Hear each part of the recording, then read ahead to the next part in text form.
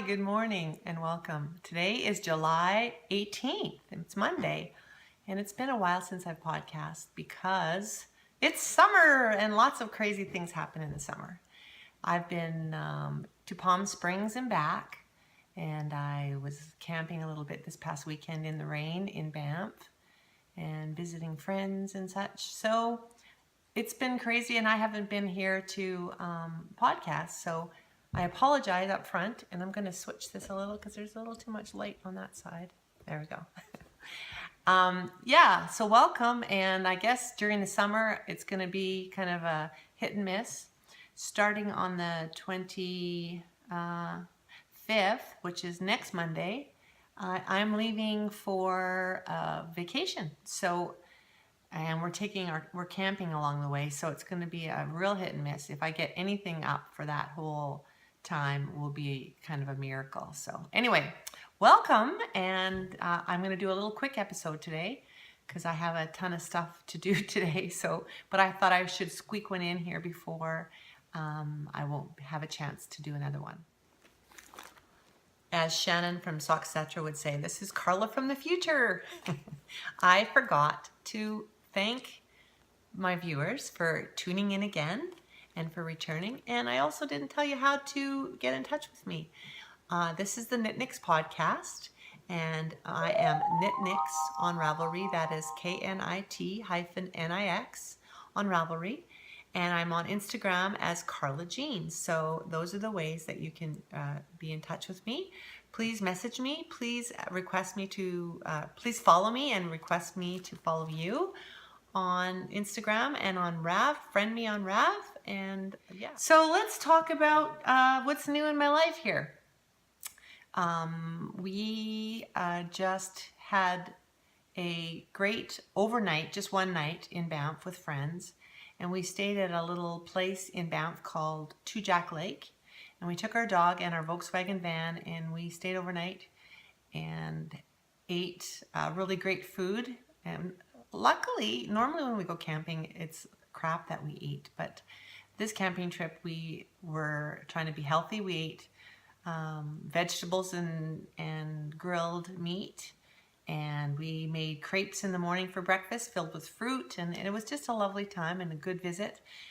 We were actually with Tim's business partner and his fiance, and we were just enjoying Banff in its glory in the rain. Thank goodness for tarps and the fact that we weren't in a tent sleeping. Our dog Tucker absolutely loved it. We took him to Lake Minnewanka, and there he had a great swim. He's a little runt, but he's quite a little water dog. If you throw a stick in the water, he is keen to go swimming. So he actually loved that. And we got back yesterday, and then yesterday afternoon we went to visit our friends whose daughter was diagnosed with the brain tumor, and she is not doing very well. She's quite a talker normally, and she's kind of lost her voice now. So it's really quite sad to see her failing. So we're not sure what the story is there, but we go and visit, and we're there to support the family as much as we can. If they, just moral support mostly. So anyway, that's kind of a bit of sadness in the summer for sure. It's really hard to imagine what it would be like to lose your daughter, let alone a 12-year-old daughter, and with a disease that's slowly, taking her bit by bit, you just see her failing more every day. So that's got to be extremely difficult. Let's move on here to some knitting stuff. Let's talk about, let's start with some finished objects. When I was in Palm Springs, I have a neighbor upstairs, Barbara. I love her. She's moving though, so she'll be going to Huntington Beach. So it'll be a great place for us to visit in California when we're there. She's going to live right off the Strand, which is a great little biking path away, along the Pacific Ocean. So she's going to be about a mile, she figures, from the beach. So we'll go visit her there. But anyway, she's a lovely lady, and together we did our own little private knit along. We did the ginger snap sweater. She made one in pinks, grays, and white, and I made one, more of a boyish one, in a golden color, a wheat color, and a dark gray color. And I think I shared with you my last episode kind of the yarns and everything. It's a Lion brand yarn. I think it's called Heartland, but I will put the name of it along the bottom and to share with you. But I'm just going to show you my finished product. And I think it really turned out well. It's really cute. So anyway, I love it. I finished it off with some little owl buttons. And I added my little tag on the top there. But I was really pleased with how this worked out. And this is 100% acrylic because it's for a baby. The pattern I think calls for a superwash, which would be okay too, but this is truly going to be a wash and wear sweater.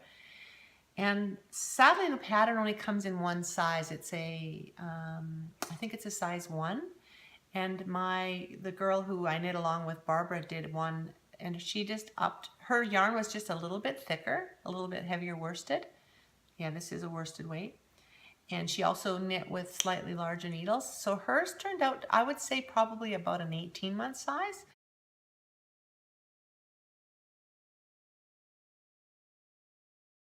But this is truly a 1-year size. And I was thinking for my grandson, but I think I'm not going to give it to him because he'll have probably outgrown it.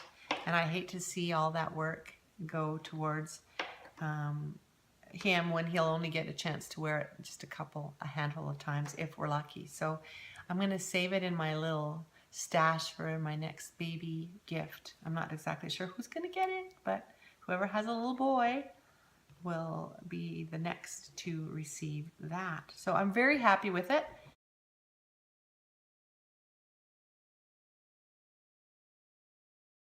And it's a quick knit. The directions are really good, but I think that what would be really lovely though is if they gave more options for sizes. It'd be nice to see it in a, I guess if you made it out of DK, it would be a 6-month size. And if you did it out of a chunky, it would be heavier. But it'd be nice to use the worsted and have the options to make it for maybe up to a size 2 or size 3. So that would be my only complaint about the pattern. But I love the colors, and would be a great use of stash. Because it doesn't take a lot of yarn.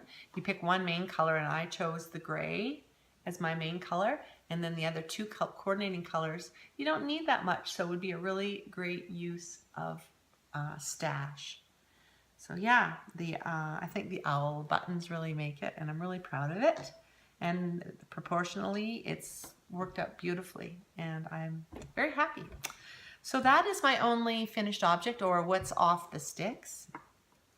And I'm going to move on now to some of my works in progress. I finished one of, this is a half finished object. This is what's on the stick still. I finished one of the socks. This is the Prairie Dye Studios Overcast colorway in their sock weight. And I love, oh, the colors, how they come up in this. Very, very, well, it's not quite given the exact color, but very beautiful colorway. And I'm told by the girl who owns the studio, the artisan dyer herself, she said that every skein that she's seen knits up a little different. So I'm real happy with the way this one's knitting. And I'm on the other sock now. I'm just about finished the ribbing. And again, I'm using Clover 9-inch circulars. And somebody asked me, they love using the 9-inch circulars. They asked online, I saw someone pose the question, how do you do the whole thing? And I just wanted to reiterate that I don't do my entire sock on the 9-inch circulars. I also switch at the heel flap to double pointed needles where I go back and forth and finish the heel flap, do the heel turn, and pick up the gusset stitches. And then at that point, I add some stitch markers and I go back to my 9-inch circulars. But there is a time when you have to use either, what do you call it, large circular needles, larger ones, or I think it's just easy just to use 2 double points, and then when you pick up the gusset stitches, you can pick right up onto the 9-inch, or you can add a couple more DPNs to pick up all those stitches on the gusset and do the heel turn with, actually do the heel turn then the gusset stitches with double points. And then finally for the foot you can go back to your 9-inch circs, and then at the toe you'll need to switch when it gets down to just a few stitches. You'll need to go back to your double points. So it's kind of a mix between 9-inch circulars and double points is my method of using those kinds of needles. So yeah, that's a half finished object. And I've done a lot of work on another pair of socks. Love this yarn. I started this just before I left for Palm Springs, and I'm doing them 2 at a time. And again, people say 2 at a time using 9-inch circs. Yeah, I just knit them simultaneously. So I go to, knit this one for a while, and then I go to this one for a while. But you can see that I'm just about to the toe on both of them. And don't you just love the patterning on this? Is that coming in? I think this is spectacular yarn. This is part of that. A few episodes ago I showed you a great big bundle of opal sock yarn that I bought for about $10 a skein, and this is one of the skeins, and it's such good quality. Yes, it's a little scratchy, but it's a really good quality sock yarn. I love how the cuffs, it's just really, it's responsive yarn. And it's a superwash merino with nylon, and it's lovely. So yeah, I'm very happy with how these are turning out. And again, probably will be put in my little stash for Christmas gifts or birthday gifts or whatever. I don't have anybody in mind for these socks. And I'm very happy with how they are knitting up the same.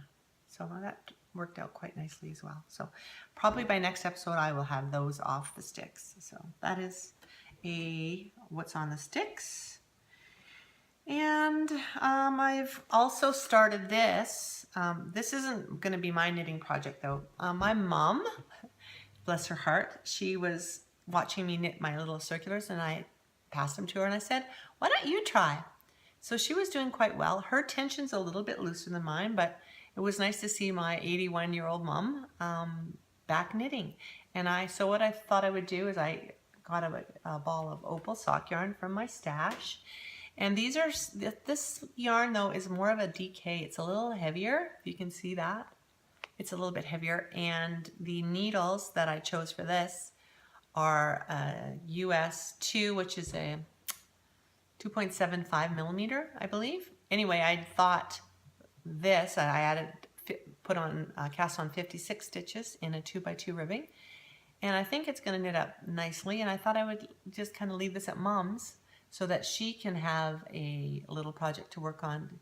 I will probably leave a little bit of ribbing for her because she's a well-rounded knitter, and then she can just go round and round and round until she gets to the heel flap, and then I'll help her walk her through the heel flap on that. So yeah, that's something that I just cast on, but I'm going to leave it at Mom's, and hopefully she will pick up some knitting because I think it would be really good for her. So that's that. I made a tiny little bit of progress on myself, my shawl that I'm creating myself. This is a crescent shaped shawl. Oh, and it's living in my bag from Marcia, who is Fairy Little. I love this little bag. It's so beautifully made. Look at that inside of that. Isn't that cute? Anyway, I bought this from her when we were in Sorrento. Little handle for carrying. And I never realized how much I liked that until I was out walking along with Tim, my husband, and I was knitting along, and he goes, you can walk and knit. And I'm surprisingly, yeah, I had this around my wrist and I was able to walk and knit. It worked out really quite nicely. So I understand the handle, because you just slip it in here and then your project's there and you're just knitting away with the handle. So yeah, good job, Marcia. Thanks for that. Anyway, so my crescent shaped shawl is making some progress, and I'm just making the pattern as I go. It's going to be pretty simple, and I think on the bottom, I'm not sure, but I'm thinking I'm going to do a ruffled edge on the bottom, so it has a nice little finish. Maybe after I will do a picot bind off, but I'm not sure. I kind of like some of the shawls that Susan B. Anderson makes. She does a Yowza shawl that has a I just loved the edging on it, so I thought I would try possibly doing that edging on it, but we'll see. I'm not sure. Whatever I'm feeling like when it's time to go into the edge, I will do. But I'm really happy with the yarn. This is that sock yarn that I dyed with YYC Knits on one of my episodes, I should say. It was a sock yarn that I thought I was going to use for socks, but I think I'm going to make it a nice little crescent shawlette. So that's another project. And I think that is all. I'm not even going to talk about the Drachenfell shawl. Again, I've done nothing on it, so I took it for a walk or a trip. I took the whole bag, which was a substantial sized bag, to Palm Springs and back, and I didn't even open it. So I basically wasted some space in my luggage, and I basically took it for a ride instead of actually knitting on it. So I have a sneaking suspicion that's going to be more of a fall knit because it's a little heavier. This is a lighter, smaller project, which is ideal for summer. And I think that is all for my works in progress. And I am going to talk about a little bit of acquisition, which is very little. I was a pretty darn good girl in Palm Springs. While I was there, I made an order from Knit-Nix and had it delivered to California, which is a little bit cheaper to have it mailed there. I'm planning on doing the Leela sweater by, I can't remember the designer's name, but I will put that information along the bottom. And the Leela shawl, or sorry, Leela sweater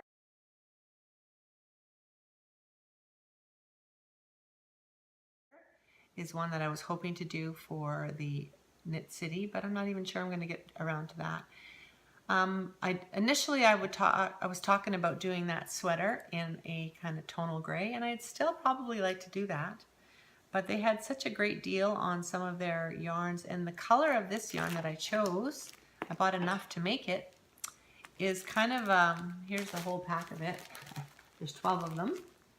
And this is their yarn called, I'll get my glasses on here and give you the update on what that is. This is Swish Worsted, and the colorway is copper. And I bought enough, and I'll pull one out so you can see. The color is quite lovely, but I'm not sure if it's tonal enough. I love it, and of course with my hair, it's probably going to be a lovely, oh, that does look good. It's probably a good color. It's very soft and squishy, and it's probably a great colorway for that sweater. So I might knit the sweater using this, but I don't know if I'll have it done in time for Knit City, but we'll see.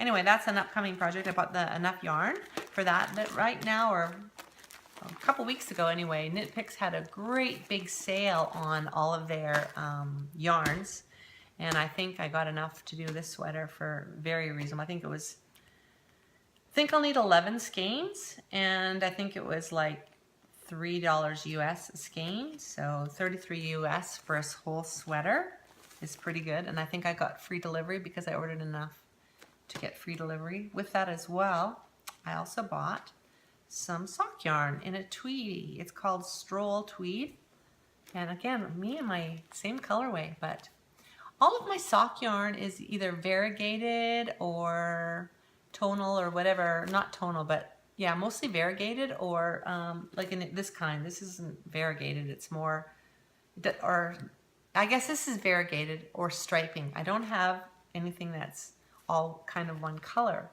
So I thought I would do a pair of socks in this, and I wanted to try out some patterning, possibly some cabling or some mock cabling, but I just thought that would be a good one. There's also another sock pattern, I can't remember what it is, but I think it's called lattice stitch, which brings kind of 4 kind of bars down into a stitch. And my sister did the Kyoto sweater in that, and I love the stitch pattern on that. And then I noticed somebody had a sock pattern that had that stitch in it, and I thought that would be fun. I don't know if I would purchase the pattern because I was looking at videos on how to do that lattice stitch, and I thought I'm an advanced enough sock knitter to be able to just put that on the top of the sock and then carry it around the whole way on the top. I don't think it's kind of rocket science. It's just a stitch pattern that I would like to do. I will maybe put in a picture of the stitch pattern right in here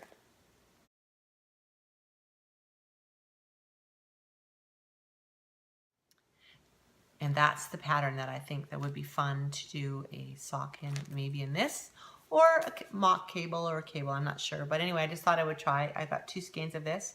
And the Stroll by Knit-Picks is really, really nice and soft. Really good quality and nice for the price, for sure. So I've got 2 skeins of that, enough to do a nice generous pair of socks. And I think that is all that I have in Knit Talk. And so I'm going to end this little podcast here. It's only going to be a real short one, but again, it's summer and I don't have tons to talk about. I will ask a question. I got some great response on my last episode. I asked people where they would go when you go to New York, because we're planning a trip in the fall. So I'll still keep that question out there if this is your first time viewing. And a new question I will ask is where in BC should I go? We're going to take our van and we're hoping to cycle a little bit. So if you know of some great wineries that we can visit, or places that we should see along the way. We're meandering from Calgary all the way out to Vancouver Island, and even we're going to Quadra because my brother and his wife will be there. And I think we're also going to Galiano Island because my sister and her husband and family will be on that end of things. So we're going to be meandering along the way. So if you have any great BC places that we should stop, sites, maybe some cycling places, some great restaurants, or a really great camping place that we should go to that doesn't require you to book 2 months in advance, I would really appreciate any kind of input that you have. So until next time, and I can't tell you when that is, have yourself a great couple weeks, and we will talk to you soon. Bye now. Hi there, it's Carla from the future again. I just wanted to share with you something I made last night. I was intrigued by camping with our friends, the fact that they were using a cast iron, kind of a crock pot thing that they were using on the fire, and she said that she makes it, she uses it as her oven when she's out camping.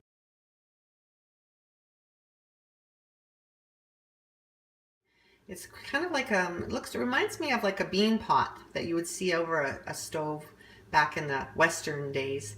Anyway, I was thinking about making bread, and I was looking at that cast iron pot and thinking, I've seen recipes that have that kind of pot as the cooking utensil.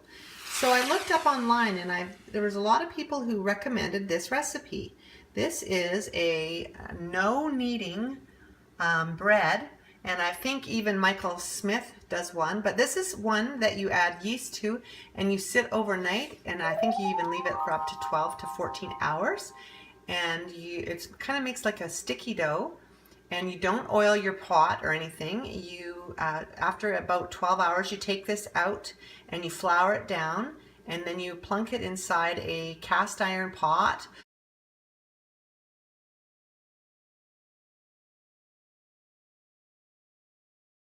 Other people are using Corningware, but you have to put the lid on it, and you bake it for half an hour in the oven, and then you take off the lid and you brown it for an extra 15 minutes.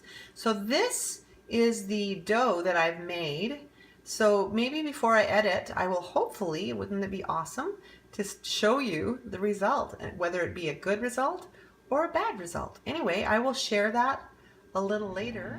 So I didn't quite give you a shot of this out of the oven, but here it is, and it worked, and we had it for dinner. It was very crusty bread, and it tasted good, so I think I will do that one again. I might add some Italian herbs next time, but yes, overall it turned out well.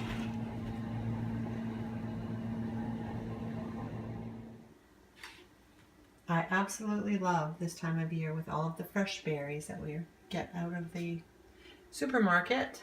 They're not farmer's market or anything, but they are local. It says local. So anyhow, I've been eating blueberries by the handful. And tonight we're having yogurt and berries for dessert.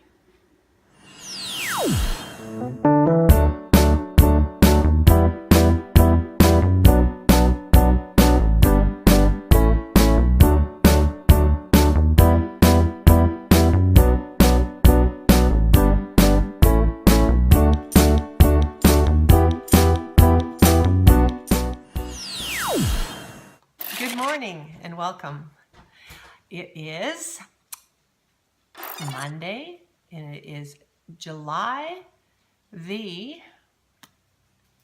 I'm going to say 15, 16, July 18th, 19th, 20, 21, 20, yes. Today,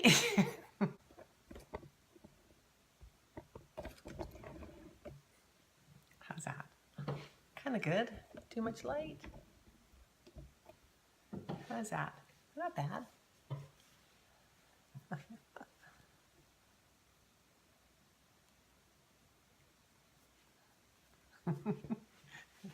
I'll lose these.